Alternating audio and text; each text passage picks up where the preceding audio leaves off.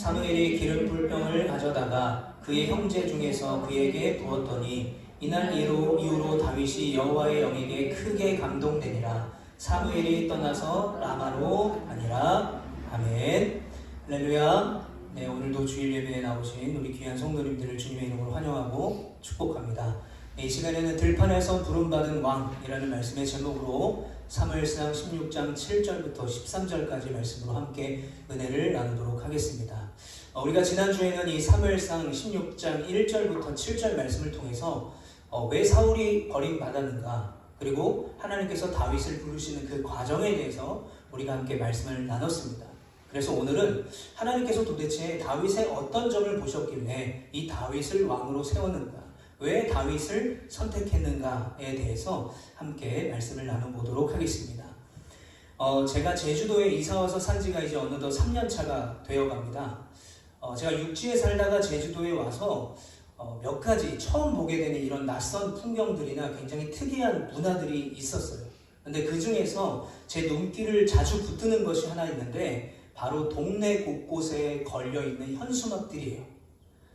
지금 저희 교회 앞에도 이제 현수막이 2개가 걸려 있는데, 많이 걸려 있을 때는요, 막 6개씩도 막 걸려 있습니다. 심지어는 저희 교회 앞에 막 현수막이 4개, 5개까지 걸려 있으면요, 교회 입구가 잘 보이지 않을 정도로 현수막이 걸려 있어요. 그리고 이런 현수막들을 보게 됩니다. 예를 들면 이런 현수막인데요, 신도 1위가 제가 어딘지 찾아봤더니 대전이더라고요. 신도 1위의 자랑 이혜지 양의 우리들의 발라드 우승을 진심으로 축하드립니다. 이런 현수막들이 막 붙어 있대요. 그리고 저희 교회 근처, 여기가 신천인데 이제 하천리 쪽에 가게 되면 비슷한 일이 있었습니다. 바로 사격 선수 오예진 씨가 선수가 금메달을 딴 다음에 2024년도였던 것 같아요. 제가 기억하기로 재작년에 이 하천리 마을에만 이 오예진 선수 축하 현수막이 적어도 5개 이상 달려있던 걸로 제가 기억을 합니다. 그런데 몇 년이 지난 지금은요, 그 하천리를 지나가면 저희가 집을 갈 때 그곳을 지나가게 되는데 오예진 선수의 벽화가 몇 군데 그려져 있더라고요. 자, 이처럼 큰 성취는 예를 들어 수많은 그 사람들을 이기고 경연대회에서 우승한 것, 금메달을 딴 거는 여러분 많은 사람들에게 축하받아 마땅한 일이라고 저는 생각을 해요. 그런데 제가 개인적으로 특별히 좀 특이하다라고 여기고 좀 이상하다라고 느끼는 것들은 바로 이런 현수막들이 있더라고요. 저희 교회 앞에도 지금 달려있는데 누구누구의 딸 또는 누구누구의 손자 뭐뭐 대학교 문학석사 학위 취득을 축하드립니다. 공학박사 학위 취득을 축하드립니다. 근데 여러분 이런 현수막이요, 하나만 달려있는 게 아니에요. 마을 사람이 달고 친척들이 달고 친구가 달고 동창들이 달고, 그러니까 똑같은 내용의 현수막들이 막 몇 개씩 달려 있습니다. 물론 여러분 석사가 되는 것, 석사 학위를 따는 것, 박사 학위를 따는 것은요, 가정 안에서 큰 경사예요. 오랜 시간 수고하고 노력한 결과이기 때문에 물론 축하받아 마땅한 일입니다. 그러나 요즘처럼 사실 우리나라 대학 진학률이 다른 나라들에 비해서 굉장히 높은 시대에 이 문학석사 학위, 박사 취득이 마을 곳곳에 이렇게 현수막을 몇 개씩 걸어놔야 될 만큼 특별한 일인가를 생각해보면 이제 외지에서 온 사람 입장에서 굉장히 낯선 것 같아요. 조금 낯설게 느껴지기도 합니다. 그래서 제가 이런 것을 볼 때 이게 제주도의 괜당 문화인가? 라는 생각을 좀 해보게 됩니다. 여러분 사람들이 살아갈 때 필요한 것은 바로 자존감이죠. 자존감은 필요합니다. 꼭 필요한 거예요. 우리에게 있어서 이 자부심은요 반드시 필요해요. 그런데 여러분 이 자존감이나 자부심이요 지나치면 결국 교만으로 가게 되고요 자만으로 변하게 됩니다. 그리고 이 자부심이 높은 자존감이 과도한 자존감이요 때로는 자기 합리화로 이어지게 되는 거예요. 난 이 정도면 됐어, 이 정도면 만족해, 자기 만족에까지 이르게 되는 것을 보게 됩니다. 여러분 그래서 잠언에서는 이렇게 말합니다. 교만은 패망의 선봉이요 거만한 마음은 넘어짐의 앞잡이니라. 성자 성 어거스틴도 이렇게 말했습니다. 과도한 자부심은 결국 자신이 특별하다고 믿게 만들고 마침내 자기가 자신을 사랑하는 나르시즘으로 흘러가게 된다라고 말했습니다. 여러분 그러다 보니까요, 오늘 우리가 살아가고 있는 이 한국 사회는요, 외모와 학력 그리고 가진 것의 차이로 서로를 비교하고 때로는 우월감을 느끼는 사회라고 저는 생각을 합니다. 그리고 어떤 그런 기득권을 가진 우월감을 가지고 반대로 어떤 사람을 조롱하거나 비하하는 문화가 점점 더 심해지고 있다고 생각을 하게 돼요. 여러분, 어린이들 사이에서 이것도 좀 과거 이야기인데 요즘은 하는지 모르겠습니다. 이런 말이 있다고 합니다. 너 엘사지? 그래서 저는 처음에 너가 엘사처럼 그렇게 예쁘고 아름다운 공주처럼 생겼구나 라는 칭찬인 줄 알았어요. 너 엘사지가 무슨 말이냐면 너 LH에 살지 라는 뜻이래요. LH 임대아파트에 살지 라는 거예요. 왜 이 말이 나왔습니까? LH 임대아파트에 사는 사람을 비하하는 거예요. 여러분, 심지어 개근거지라는 말이 있대요. 저희 때는요, 성적으로 상을 못 받아도 개근상 받는 게 그렇게 좋았어요. 특별했어요. 개근을 하면요, 많은 분들이 축하해 줬습니다. 그런데 요즘에는 뭐 해외여행을 가거나 국내 여행을 가면 이제 학교를 결석해도 되는 그런 시스템이 있다고 해요. 그러니까 개근을 하는 아이들은 해외여행도 못 가고 또 국내 여행도 못 가는 거지라고 부른다는 거예요. 개근거지. 여러분, 어떻게 어린 아이들의 입에서 이런 혐오의 말이 나왔을까요? 어디서 배웠을까요? 바로 부모들에게 배운 것이죠. 저와 같은 이 어른 세대들이 만들어 놓은 그런 현상들을 답습하게 되고 배우게 된 것입니다. 그래서 결국 사람들은요, 두 극단 사이에서 방황하고 있어요. 자기 우월감에 의한 타인을 비하하는 것으로, 그리고 그런 비하 속에서 자신의 삶에 대한 자기 비하까지 이어지고 있어요. 그 사이 어딘가에서 우리가 길을 잃고 헤매는 것은 아닐까라는 생각을 하게 됩니다. 제가 읽었던 책 중에서 극복해야 할 리더십의 그림자라는 책이 있습니다. 이 책을 보게 되면요, 성경 속의 여러 인물들을 통해서 이 리더십의 그림자 유형을 5가지로 분석을 해요. 여기서 말하는 그림자란 그 리더가 갖고 있는 허물, 가려진 어떤 단점들을 이야기를 하는데, 이 책에서 사울을 이렇게 설명합니다. 과대망상형 리더 사울. 여러분, 사울은요, 끊임없이 자신을 이 다윗과 비교했습니다. 그리고 다윗의 실체를 훨씬 더 크게 인식했어요. 그리고 마침내 이 사울에게 하나님의 영이 떠나가자 어떻게 됩니까? 악한 영이 그에게 들어와서 두려움과 망상에 사로잡혀서 어떻게 하면 이 다윗을 죽일까 평생 다윗을 쫓아다니며 살았습니다. 그런데 심지어 그 과정 속에서 사울이 어떻게 합니까? 신접한 여인까지 찾아가 점을 보는 추태까지 보여요. 하나님께 기름 부음 받은 이스라엘 왕이 어디까지 타락할 수 있을지, 하나님 없는 인생의 말로가 얼마나 불행한지를 이 사울의 말년을 통해서 우리는 잘 알 수 있게 된다는 거죠. 과대망상. 여러분, 그렇다면 사울의 마음 깊은 곳에는 어떤 마음이 있었을까요? 나는 다윗보다 부족해. 다윗은 만만이고 난 천천히야. 그러니까 내가 다윗을 없애야 돼. 내가 그래야 살 수 있어. 혹은 다윗이 나를 무시할 거야. 다윗이 나를 죽일 거야. 내가 나를 보호해야 돼. 라는 망상에 사로잡혀 있었던 것입니다. 그 안에 뭐가 담겨 있어요? 자기 비하가 담겨져 있어요. 그런데 이 자기 비하가 어디까지 이어집니까? 나만 최고여야 돼. 라는 교만함으로 이어져요. 그런데 여러분, 우리가 지난주에도 말씀을 나눴지만 사람의 교만함은 어디서 출발합니까? 결국 불순종에서 출발합니다. 불순종은 어디서 출발합니까? 하나님 없이 내 마음대로 살고 싶어 라는 인간의 본능으로 교만함이 출발하고요. 그 교만함은 결국 나를 망치게 되는 것이죠. 자, 그래서 사울이 하나님께 버림을 받았던 것입니다. 자, 우리가 이런 기준을 좀 기억하면서 오늘 본문 10절과 11절을 우리 함께 같이 읽어보겠습니다. 시작. 이새가 그의 아들 7을 다 사무엘 앞으로 지나가게 하나 사무엘이 이새에게 이르되 여호와께서 이들을 택하지 아니하셨느니라 하고, 또 사무엘이 이새에게 이르되 내 아들들이 다 여기 있느냐? 이새가 이르되 아직 막내가 나왔는데 그는 양을 지키나이다. 사무엘이 이새에게 이르되 사람을 보내어 그를 데려오라. 그가 여기 오기까지는 우리가 식사 자리에 앉지 아니하겠구나. 아멘. 여러분, 이 11절을요, 세번역 성경을 보면 사무엘이 이새에게 이렇게 물어봅니다. 아들들이 다 온 겁니까? 그때 이새가 이렇게 대답해요. 막내가 남아있기는 합니다만 지금 양떼를 치러 나가고 없습니다. 막내가 남아있기는 합니다만 불러올까요? 막내가 남아있긴 합니다만 불러오겠습니다가 아니죠. 막내가 남아있긴 합니다만 걔는 들에 있습니다.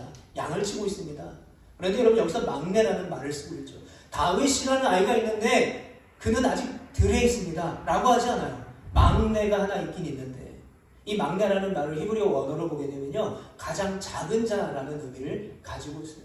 그러니까 아버지 이새가 막내라고 표현하는 것 자체가 지금 다윗을 무시하고 있는 행위라는 거예요. 이런 말입니다. 사무엘이 얘는 볼 필요가 없어요.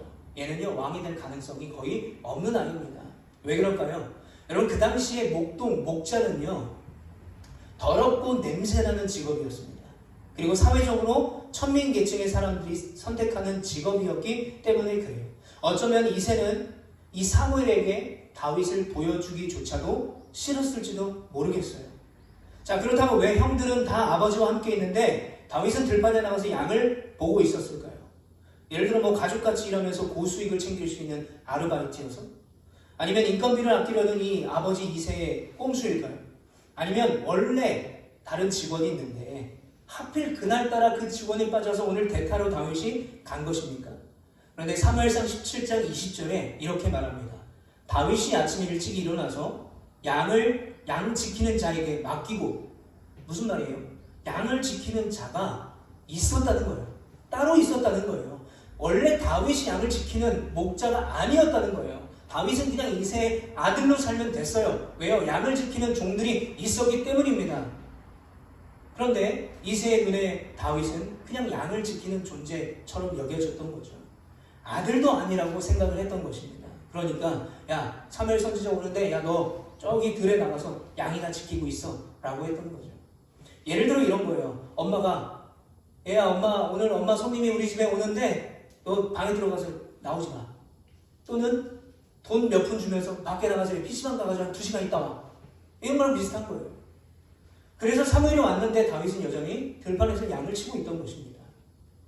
자, 그렇다면 이렇게 집안에서도 자식 취급받지 못하고 양치는 노동자로 무시당했던 이 다윗의 어떤 점을 도대체 하나님이 보셨길래 하나님의 마음에 합한 자라고 다윗에게 기름을 부었을까요? 저는 왜 다윗인가에 대해서 3가지로 여러분들에게 말씀을 드리고자 합니다. 자, 첫 번째는요, 하나님은 다윗의 돌봄의 마음을 보셨습니다. 돌봄의 마음. 그 당시에 목자 목동은 천하디 천한 직업이었어요. 그런데 생각해보면요, 아브라함도요, 모세도요, 요셉도요, 원래 직업이 다 목자였어요. 그러나 이새가 보기에, 사람은 눈으로 사람을 판단하잖아요.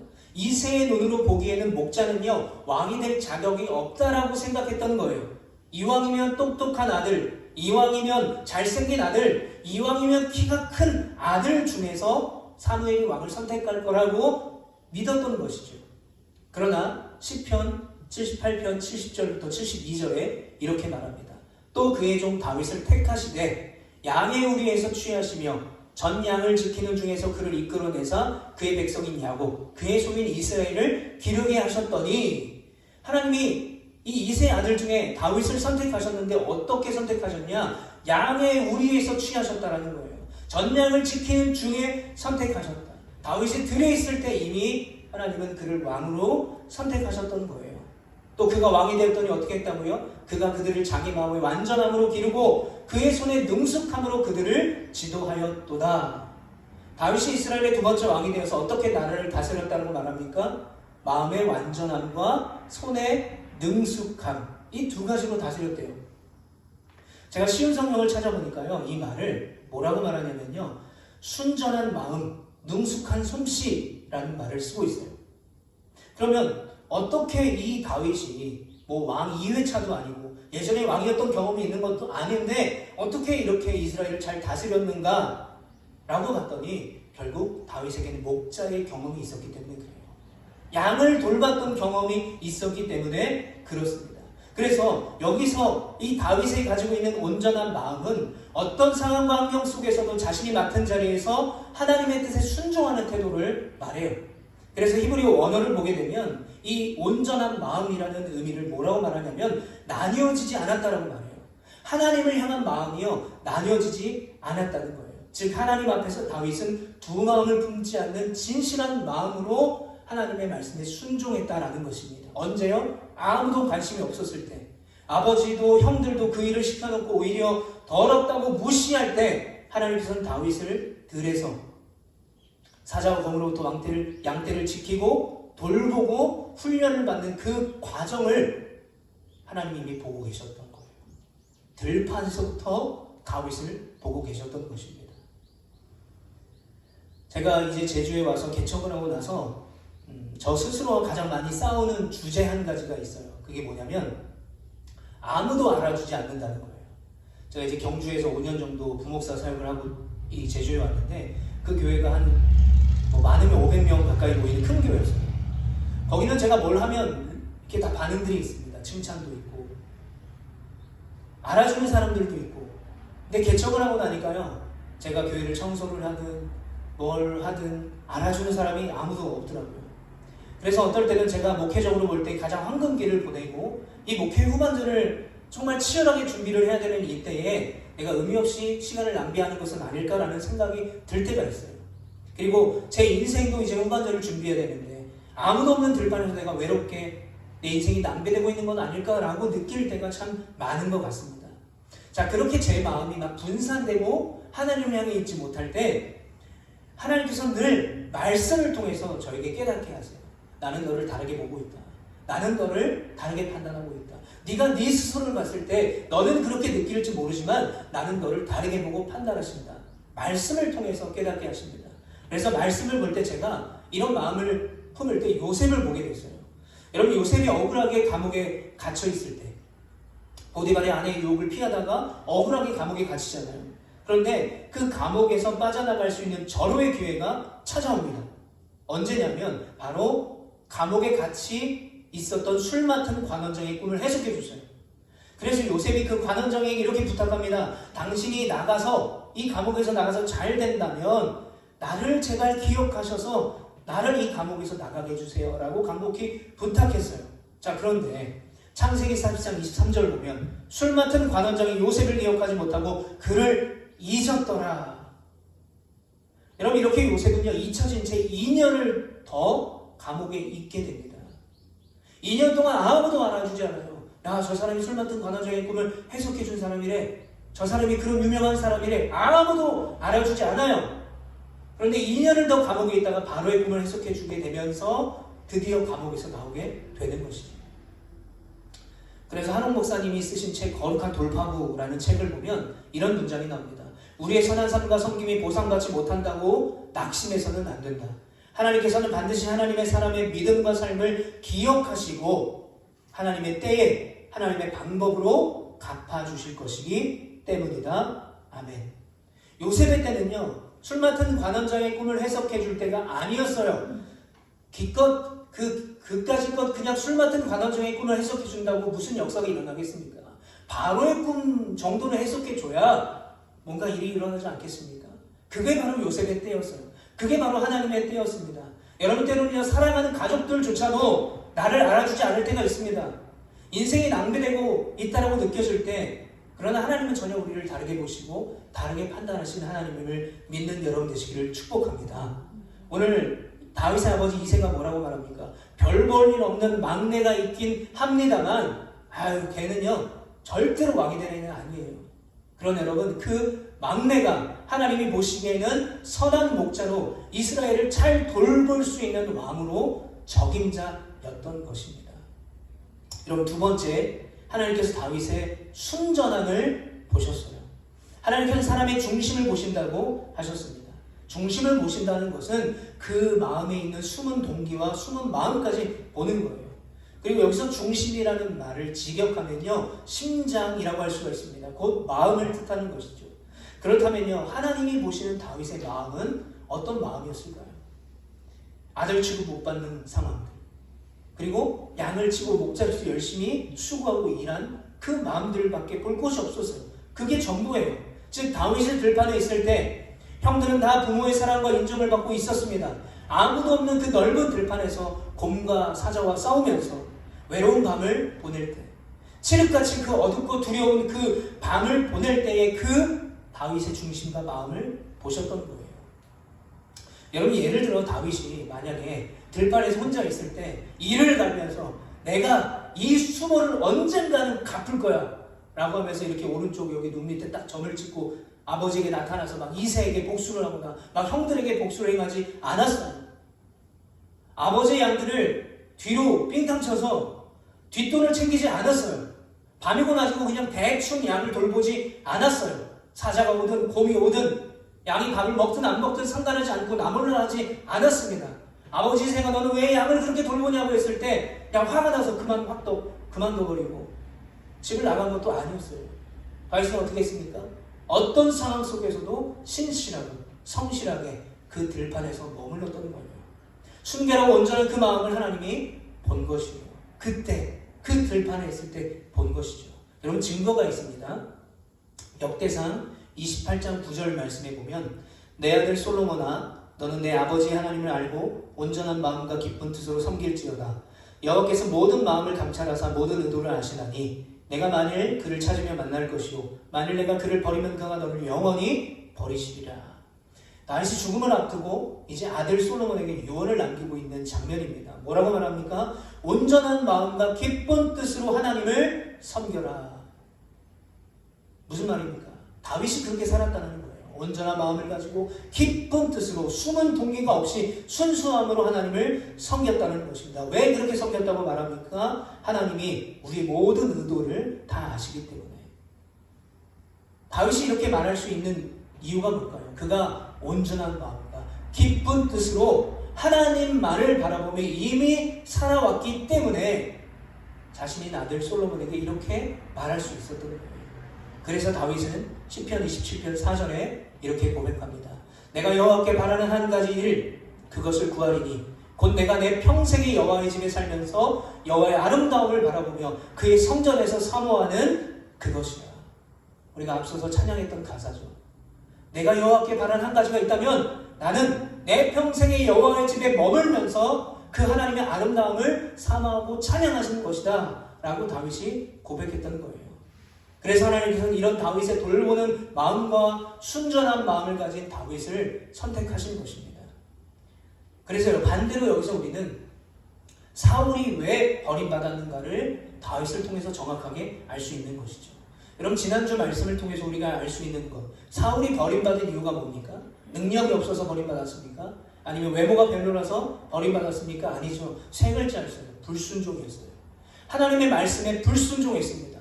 자, 그렇다면 마지막 세 번째, 다윗이 하나님께 선택받은 이유가 뭐겠습니까? 마지막 세 번째, 하나님께서는 다윗의 순종을 보셨어요. 다윗의 삶이 어떻습니까? 왕이 되기 전까지 오랫동안 들판에서 양을 치는 삶을 살았어요. 사실 사람의 눈으로 볼 때는 그 시간이요 아무 의미 없는 시간처럼 보이기도 합니다. 아버지도 인정하지 않았고요, 형들도 관심조차 없었어요.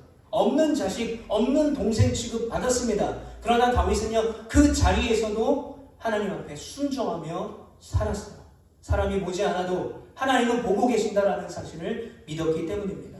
자, 그러면 우리가 그 다윗이 있었던 그 들판에 같이 있지도 않았는데 어떻게 우리가 이 사실을 알 수 있겠습니까? 다윗은 그 들판에서 하나님을 찬양했어요.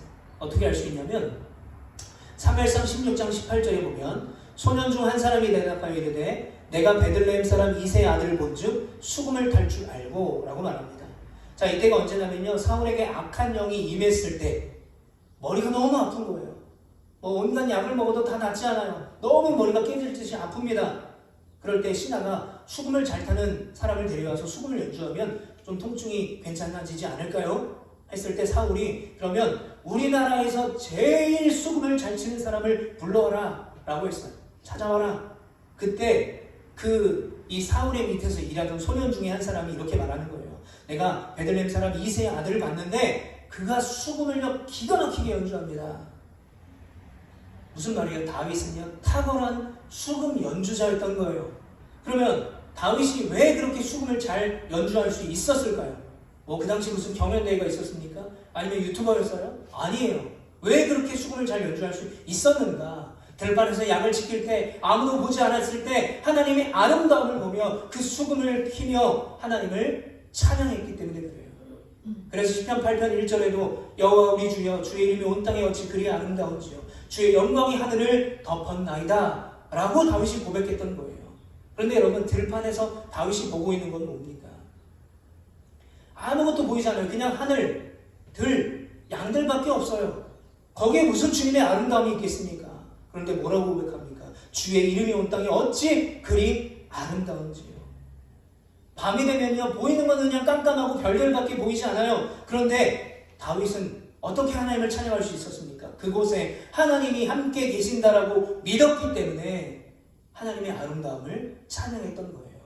아무도 보지 않는 곳에서, 아무도 알아주지 않는 그곳에서 하나님을 찬양했습니다. 그 의미가 뭘까요? 다윗의 삶이 그만큼 하나님을 향해 있었다는 거예요. 온 세상 속에서 다윗에게 보였던 것은 뭡니까? 오직 하나님의 아름다운 뿐이었어요. 할렐루야. 여러분, 제 말씀을 정리하겠습니다. 다윗은 들판에서 돌아와서 깨끗하게 목욕을 하고 깨끗하고 멋진 옷을 입고 머리를 예쁘게 드라이하고, 그 붉은 머리, 헤어라고 했잖아요. 그 아름다운 붉은 머리를 잘 드라이하고 사무엘 앞에 딱 섰을 때 왕으로 기름 부음 받은 것이 아니었어요. 들판에 있는 온갖 그런 풀들과 진흙에 둘러싸여져서 양들의 그 고약한 냄새에 둘러싸인 그 다윗이 선택받은 거였어요. 하나님은 화려한 궁전에서 이스라엘의 두 번째 왕을 찾지 않으셨습니다. 아무도 보지 않는 들판에서 한 소년을 계속해서 보고 계셨던 거예요. 왜요? 사람은 외모를 보시지만 하나님은 다윗의 중심을 보셨기 때문입니다. 사랑하는 성도 여러분, 어쩌면 지금 우리의 삶도요, 그런 들판 같을지도 몰라요. 아무도 알아주지 않는 자리일 수도 있어요. 인정받지 못하는 자리일 수도 있습니다. 내가 정말 내 죽을 힘을 다해서 힘들게 사는데 전혀 나아지는 것 없는 인생을 살아갈 때가 있어요. 그러나 하나님께서는요, 그 들판에서 하나님의 사람을 준비하고 계세요.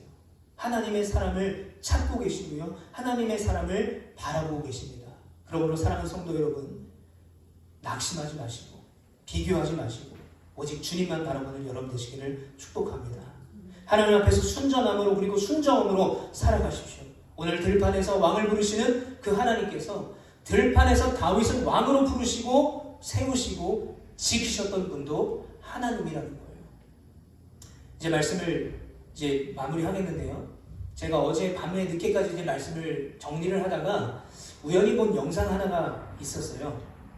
그 영상을 보면서 오늘 말씀을 마치고자 합니다.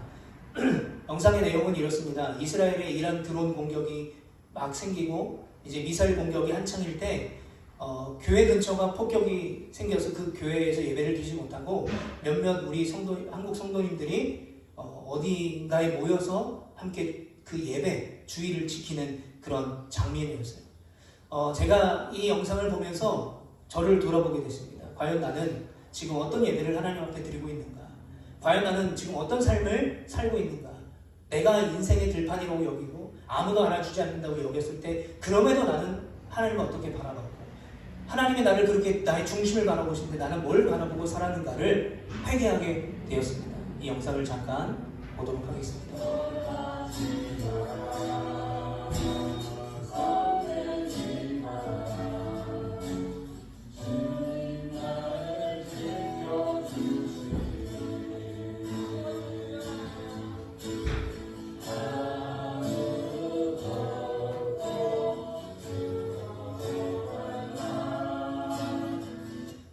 네, 우리가 어떤 들판 가운데 있을 때라도 우리를 지키시고 또 다윗을 그렇게 세우셨던 하나님께서 여러분 우리를 세우실 것을 믿으시기를 축복합니다.